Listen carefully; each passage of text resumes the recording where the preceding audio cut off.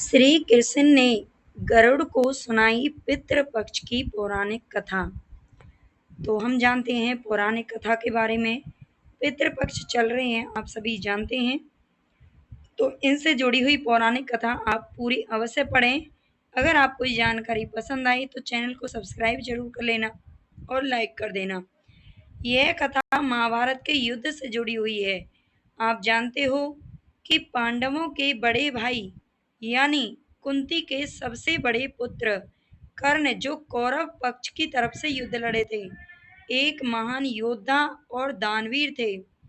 कर्ण की दानवीरता के बारे में कहा जाता है कि उन्होंने अपने जीवन में कभी भी किसी को खाली हाथ नहीं लौटाया।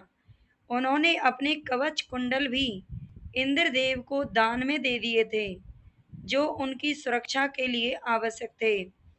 कर्ण की इस दानवीरता ने उन्हें एक महान योद्धा और दानी के रूप में स्थापित किया।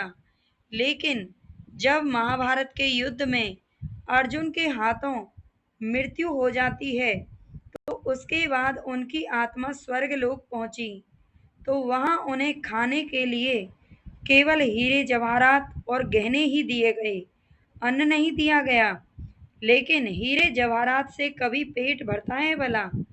कर्ण ये सब देखकर हैरान था। उसे अन्न की आवश्यकता थी, इन गहनों की नहीं। तब कर्ण ने इंद्रदेव से पूछा कि उन्हें अन्न की जगह ये आभूषण क्यों दिए जा रहे हैं। इंद्रदेव ने बताया कि कर्ण, तुमने अपने जीवन में कभी भी पितरों का तर्पण या श्राद्ध नहीं किया था, जिस कारण से तुम्हें यह स्थिति झेलनी पड़ रही है। तुमने अपने जीवन में केवल सोना और आभूषण ही दान में दिए थे, लेकिन उन्होंने अपने पितरों के नाम पर कभी अन्न दान नहीं किया। कहा जाता है कि मनुष्य अपने जीवन में जिस वस्तु का दान करता है, उसी की प्राप्ति उसे स्वर्ग में होती है। अब कर्ण बहुत परेशान हो गया। उसने इस समस्या का निवारण इंद्रदेव से पूछा।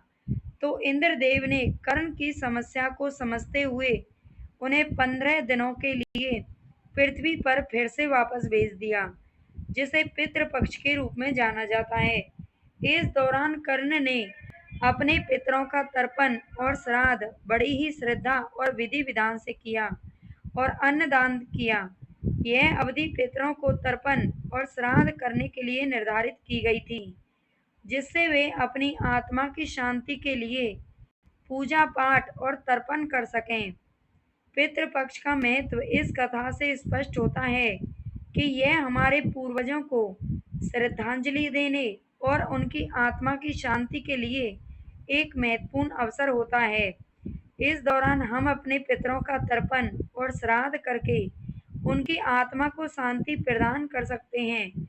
और ये भी माना जाता है कि जिस मनुष्य या घर पर पूर्वजों का या पितरों का आशीर्वाद रहता है, वह हमेशा ही सुखी रहता है।